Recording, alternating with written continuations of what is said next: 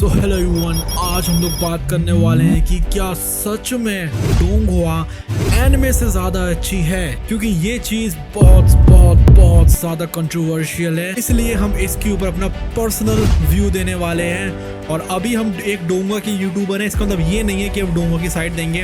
हम बिल्कुल बराबर से इन लोगों को बांटेंगे और हम एंड में किसी एक को तो चुनेंगे ही चुनेंगे। इसका मतलब ये है कि आप लोगों को चल जाएगा कि असल में डोंगुआ ज्यादा अच्छी है या फिर एनिमे ज्यादा अच्छी है। इसके लिए हम लोग काफी सारी चीजों के ऊपर बात करने वाले हैं, जैसे कि animations, story, realistic, emotions, depth और एडवेंचर के ऊपर। सबसे पहले हम लोग बात कर लेते हैं एनिमेशंस के ऊपर। हम सभी को पता है कि जो डोंगुआ होती है वो 3D होती है, जो एनिमे होती है वो 2D होती है। लेकिन फिर भी अगर हम लोग बात करें एनिमेशन के ऊपर, तो सच में अभी के टाइम में जो एनिमे आ रही हैं, जैसे कि डीमन स्लेयर और जो ब्लीच की अभी नया वाला जो सीजन आया था, जुजुत्सु काइसन वगैरह हो गई, उनके एनिमेशंस बहुत फाड़ू हैं भाई, बहुत ज्यादा फाड़ू हैं। और वहीं हम लोग बात करें हम लोगों के डोंगुआ यूनिवर्स की, जिसमें कि हम लोग लेंगे battle of the heaven, sword star, throne of seal, soul land. अभी खास तौर पे जो सोल लैंड 2 का न्यू एपिसोड आया था, इसमें कि वैंग दोंगरो हुआ को दिखाया था, वो कितने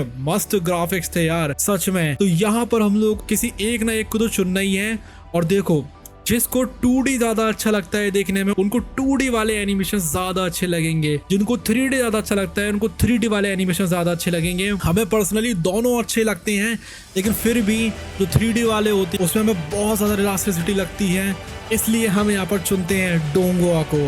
मतलब डोंगुआ के एनिमेशंस ऑफ कोर्स हमारे लिए एनिमे किसी भी एनिमे से ज्यादा अच्छे होते हैं। अब हम यहाँ पर टॉप डोंगुआ सिर्फ टॉप एनिमे कर रहे हैं, कोई लोगों को नहीं ले रहे हैं। अब दूसरे पॉइंट पर आ जाते हैं, जो कि बहुत ज्यादा मायने रखता है किसी भी डोंगुआ और किसी भी एनिमे में, वो है रियलिस्टिकपन। अभी यहाँ पर रियलिस्टिकपन से आप लोग सोचते होंगे कि ग्राफिक्स की बात कर रहे हैं हम, नहीं, वो तो हम लोग ऑलरेडी कर चुके हैं। यहाँ पर हम बात कर रहे हैं कि जब हम लोग किसी डोंगुआ को या फिर एनिमे को देखते हैं, तो वो रियलिस्टिक कितनी ज्यादा लगती है, कितनी ज्यादा ऐसा लगता है जैसे कि मान के लोग वो बिल्कुल रियल वर्ल्ड को दिखा रही हो। जैसे कि अगर आप लोग ने एक वेब सीरीज देखी हो जिसका नाम है ब्रेकिंग बैड, अब उस सीरीज में कुछ भी ऐसा एक्सप्लोसिव सा नहीं होता है, कुछ भी खास कुछ इंटेंस सा नहीं होता है, उसमें बस शांति रहती है, ना म्यूजिक होता है। लेकिन उसमें एक चीज बहुत अच्छे से होती है, और वो है कि उसमें रियलिस्टिकपन बहुत बहुत बहुत बहुत हाई लेवल का होता है। उस रियलिस्टिकपन की हम बात कर रहे हैं जो कि हम लोग को पूरा डाइव करा देती है उस दुनिया के अंदर। भले ही उसमें बहुत तगड़े वाले एनिमेशंस ना हो, बहुत तगड़े वाले उसमें एक्सप्लोजन्स ना हो, लेकिन फिर भी ऐसा लगता है कि मान के चलो ये जो हम लोग देख रहे हैं वो बिल्कुल रियल वर्ल्ड से ही जुड़ी हुई है। तो उस रियलिस्टिकपन की हम बात कर रहे हैं। अभी तक हमने जितनी भी एनिमे देखी हैं, सबसे ज्यादा रियलिस्टिक हमें नारुतो ही लगी है, क्योंकि वो रियलिटी ही तो है। वो लाइक लिटरली उसमें ऐसा कुछ भी नहीं है, लाइक उसमें शिनोबी वर्ल्ड वगैरह रहता है, वो हम मानते हैं, बट उसमें जो रियल वर्ल्ड की जो प्रॉब्लम्स होती हैं, जो डेप्थ वगैरह जो हम लोग को दिखाई जाती है ना, वो एनिमे में बहुत तगड़ी वाली दिखाई गई थी उसमें। और अगर हम लोग डोंगुआ में बात करें, तो वो फीलिंग हमें आती है मॉर्टल्स जर्नी टू इमॉर्टैलिटी नाम की एक डोंगुआ है, जिसकी वजह से वो हमारी नंबर 1 पे भी आती है, क्योंकि हमें रियलिस्टिकपन बहुत ज्यादा अच्छा लगता है, जो कि कनेक्ट करता है उसको रियल वर्ल्ड से। तो यहाँ पर अगर हम लोग बात करें रियलिस्टिकपन में, जो हम लोग को डोंगुआ के अंदर या फिर एनिमे के अंदर देखने के लिए मिलता है, तो उसके लिए हम पॉइंट देंगे यहाँ पर अपना पर्सनल। ऑफ कोर्स ये पर्सनली होने वाला है एनिमे को, क्योंकि एनिमे में बहुत बहुत बहुत ज्यादा रियलिस्टिकपन लगता है, रियल लाइफ जैसा लगता है। वही जो डोंगुआ है रियल लाइफ जैसा लगता है, लेकिन फिर भी उसमें हमें उतनी ज्यादा फीलिंग नहीं आती इतनी की एनिमे में आती है। अब हम लोग बात कर लेते हैं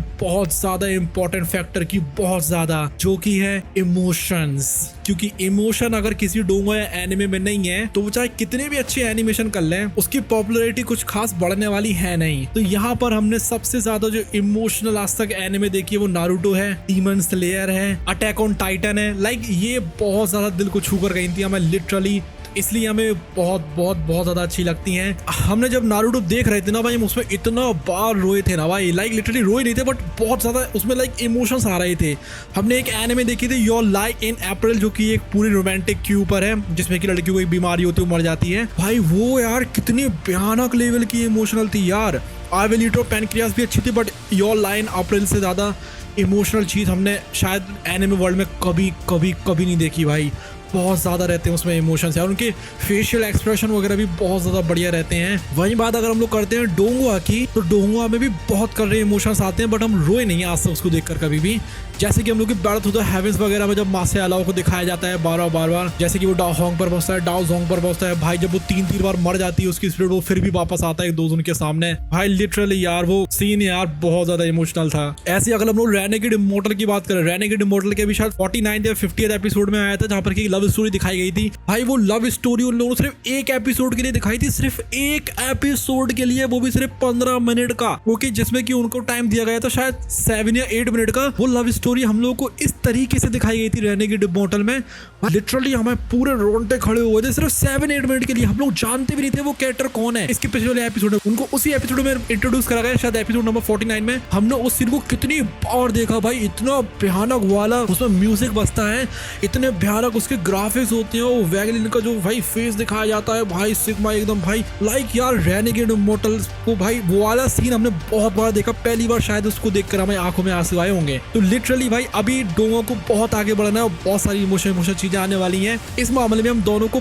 बराबर देने वाले थे, लेकिन हम फिर भी यहाँ पर एनिमे को जिता देंगे, क्योंकि भाई एनिमे में इमोशंस भाई बहुत करने वाले होते हैं। अब हमें लेकिन डोंगा में भी बहुत करे दिखने लगे हैं। बट एक बात ये जरूर ध्यान रखना आप लोग की एनिमे को आयो बहुत ज्यादा टाइम हो चुका है, और जो कल्टीवेशन वाली डोंगा आना शुरू हुई है ना, वो प्रॉपर तरीके से सोल लैंड से शुरू हुई है। आ तो उससे पहले भी रही थी, लेकिन हम लोग को थोड़ी ना पता था उसके बारे में। अभी तक तुम लोग ऐसा सोच लो कि एनिमे तो कितनी सारी कंप्लीट हो चुकी है ना, लाइक उठाकर देख लो भाई तुम यार, लाइक नारुतो कंप्लीट हो चुकी है, वो बोरुतो वगैरह आ रही, वो तो उतनी अच्छी नहीं लग रही, नारुतो को कंप्लीट ही मान के चलते हैं। इसलिए हम और भी बहुत सारी जो एनिमे आप लोगों को खुद पता होगा भाई कितनी सारी एनिमे कंप्लीट हो गई हैं, और अभी तक डोंगुआ में पता है कितनी डोंगुआ कंप्लीट हुई हैं? सिर्फ एक कंप्लीट हुई है अभी तक, वो भी प्रॉपर तरीके से नहीं हुई है, क्योंकि उसकी स्टोरी सोल लैंड 2 में चल रही है। तो जो सोल लैंड 1 है वो एक लौती ऐसी कल्टीवेशन वाली डोंगुआ है जो कि अभी तक कंप्लीट हुई है कल्टीवेशन के ऊपर। इस बाद अगर वो 2D एनिमेशन वाली डोंगुआ आती है वो तो हमें पता ही नहीं, उसके बारे में कुछ हमने देखी नहीं है आज तक। हमें 3D की बात कर रहे हैं अभी। लिटरली ना आज से तुम लोग 1 साल बाद भी देखोगे ना डोंगो, तो भाई कोई सी भी कंप्लीट नहीं होने वाली इतनी जल्दी। लाइक अभी जो स्वॉर्ड स्टार वगैरह है वो तो भाई 7-7, 8-8 साल तक टिकने वाली है। रेनेगेड इमोर्टल भाई 7-7, 8-8 साल तक टिकने वाली है। परफेक्ट बल्कि 180 के आसपास एपिसोड आ चुके हैं, बट अभी भी उसके कम से कम 200 के ऊपर एपिसोड बचे हुए हैं भाई। बहुत लंबे टाइम तक चलने वाली है, बहुत लंबे टाइम तक। हम तो ये सोचते भाई अगर ये लोग ना डोंगो को ऐसे कंटिन्यूस में नहीं चला रहे होते, क्योंकि ज्यादातर डोंगा भी कंटिन्यूस में चल रही है, हर हफ्ते एपिसोड देते हैं वो किसी भी हालत में। ऐसा एनिमे में बहुत ही कम देखने को हम लोग को मिलता है। तो लिटरली भाई डोंगो को कंप्लीट होने में, किसी एक नोवेल को कंप्लीट करने में 10-10, 15-15 साल लग जाते हैं, अगर वो लोग बीच में ब्रेक भी कर रहे होते तो। बट जो भी हो यहाँ पर इमोशन के मामले में हम अभी के लिए तो भाई देंगे पॉइंट एनिमे को, क्योंकि एनिमे बहुत फाड़ू चीज है। उसके बाद हम लोग बात कर लेते हैं डेप्थ की, कैरेक्टर डेप्थ की बात कर लेते हैं हम लोग यहाँ पर। तो यार सिंपली हम बताएं तुम लोगों को, यहाँ पर कैरेक्टर डेप्थ तो बहुत अच्छी दिखाई गई है। सबसे ज्यादा अच्छी हम लोग को दिखाई गई है बैटल थ्रू द हेवेंस में, जहाँ पर कि मास्टर अलाव का कैरेक्टर कितना बढ़िया दिखाया गया है, ज़ियाओन का कैरेक्टर कितना बढ़िया है, क्यून मेडुसा का कैरेक्टर कितना ज़्यादा डेप्थ है भाई उसके अंदर, वैगलिन के जो कैरेक्टर उसमें भी कितनी भयानक वाली डेप्थ है यार, लाइक है ना। तो स्वॉर्ड स्टार वगैरह को देख लो भाई तुम, कितनी अच्छी तरीके से वो लोग दिखाते हैं, किसी तरीके से वो लोग समझते हैं। वहीं अगर हम लोग एनिमे की बात करें तो यहाँ तो भाई इतनी डेप्थ होती है ना कैरेक्टर में। किसी ने अगर अटैक ऑन टाइटन देखी हो तो तुम लोग को पता होगा भाई कि हम किस चीज़ की बात कर रहे हैं। इतनी डेप्थ होती है कैरेक्टर में कि तुम लोग अंदाजा भी नहीं लगा सकते हो भाई। तो ये वाले पॉइंट के लिए हम देते हैं दोनों को बराबर बराबर, क्योंकि हमारे लिए सच में हमने देखा है बैटल थ्रू द हेवेंस में बहुत ज़्यादा डेप्थ है कि कैरेक्टर्स में, और यहाँ पर एनिमे में भी बहुत ज़्यादा डेप्थ है कि कैरेक्टर्स में। बट स्टिल दोनों यहाँ पे बराबर से लगी, इसलिए हम इनको इक्वल दे देते हैं। अब हम लोग बात कर लेते हैं कि फीलिंग किस में सबसे ज्यादा तगड़ी वाली आती है, क्योंकि देखो चाहे हो एनिमे चाहे हो डोंगुआ, अगर फीलिंग ही नहीं आ रही तो फिर मतलब ही क्या है उसको देखने का। तो लिटरली भाई अगर हम बात करें यहाँ पर गूस बम्स की, तो हमें डोंगुआ में ज्यादा गूस बम्स आते हैं, एनिमे में उतने ज्यादा नहीं आते। एनिमे में भी आते हैं गूस बम्स, लेकिन वो गूस बम्स हमें इसलिए ज्यादा नहीं आते क्योंकि वो 2D में होते हैं और ये 3D में होती है, और हमें पर्सनली 3D वाले एनिमेशन ज्यादा अच्छे लगते हैं, ग्राफिक्स ज्यादा अच्छे लगते हैं। इसे जब भी इसमें जो फाइट सीन वगैरह होता है ना, और वो जो भी फाइट सीन होता है वो लोग नॉर्मल स्पीड पे चलाते हैं। हमने एनिमे में देखा है भाई, उसमें लिटरली एक सीन को 6-6 एपिसोड तक खींच देते भाई वो लोग। यहाँ तो भाई इतने बड़े आर्क खत्म हो जाते हैं डोंगा 6-6, 10-10 एपिसोड में, और वहाँ पर एनिमे में तो भाई बहुत लंबा खींच देते हैं। वो लोग उतने करे गूज़बम्स नहीं आते इसलिए हमें उसमें। लेकिन जब फाइट होती है, जैसे कि अभी जो ब्लीच का जो सेकंड पार्ट चल रहा है उसमें जो फाइट होती है भाई, कितने तगड़े एनिमेशंस थे भाई। ऐसे डीमन स्लेयर में जब फाइट होती है तो बहुत कर रहे आते हैं। बट हम यहाँ पर बात कर रहे हैं नंबर्स की, और यहाँ पर ज्यादातर हमें डोंगा में ज्यादा करने वाले गूज़बम्स आते हैं।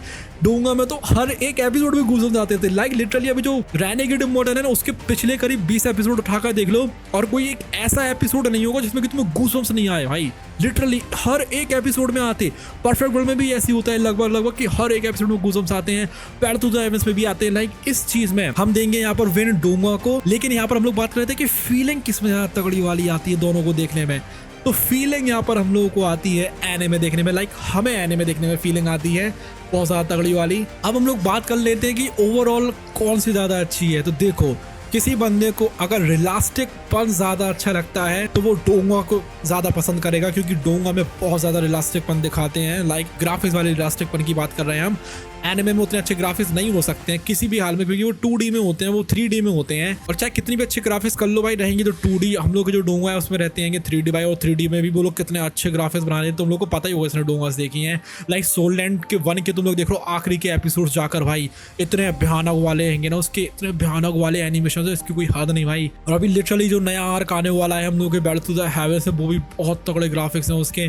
तुम स्वॉर्ड स्टार को देख लो उठा के, लाइक बहुत तगड़े ग्राफिक्स होते हैं, तब तुम्हें ज्यादा पसंद आएगी डोंगा। बट यहाँ पर अगर तुम्हें लाइक रियलिस्टिक पन ज्यादा अच्छा लगता है, फीलिंग्स ज्यादा अच्छी लगती हैं जब तुम किसी चीज को देखते हो, तुम्हें ग्राफिक्स से उतने ज्यादा मजे नहीं आते हैं।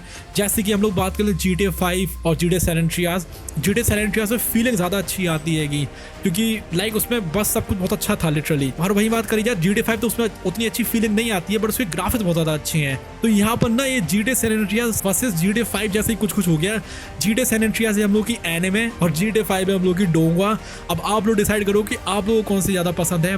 हमें पर्सनली अगर हम सही बताएं तो हमें एनिमे ज्यादा पसंद आई थी, बट ये ध्यान रखना कि हम पिछले 1 साल से एक भी एनिमे नहीं देख रहे, बस हमने डीमन स्लेयर का 1-2 एपिसोड देखे थे। अभी के टाइम में हमें डोंगा ज्यादा अच्छी लगने लगी है, बट हमने यहाँ पर जैसे बताया कि पॉइंट्स के मामले में एनिमे इधर पे क्लियर विनर है, क्योंकि उसको तब पॉइंट्स मिले हैं। एक बार अगर डोंगा इंग्लिश में डब हो गई ना भाई, तुम सोच भी सकते हो कि इसकी पॉपुलरिटी कितने टेरिफाइंग लेवल पर जाने वाली है। बट अफसोस तो इसी बात का है कि वो अभी तक हो नहीं रही है। लेकिन फिर भी हम यही कहेंगे कि जितनी डेप्थ और इमोशंस एनिमे में आते हैं, उतने डेप्थ और इमोशंस पता नहीं कभी डोंगा में आ भी पाएंगे कि नहीं आ पाएंगे। तो ये थी पूरी एनिमे बेटर है या फिर डोंगा बेटर है उसकी video. And please comment section में हमें कुछ भी मत कहना, ये हमारी पर्सनल लिस्ट तो थी और आपके हिसाब से ही बताया है। हो सकता है कि आपको एनिमे ज़्यादा अच्छी लगती हो सकता है आपको डोंगा ज़्यादा अच्छी लगती हो, वो आपके पर्सनल पे डिपेंड करेगा। Thank you so much, bye bye, love you, take care.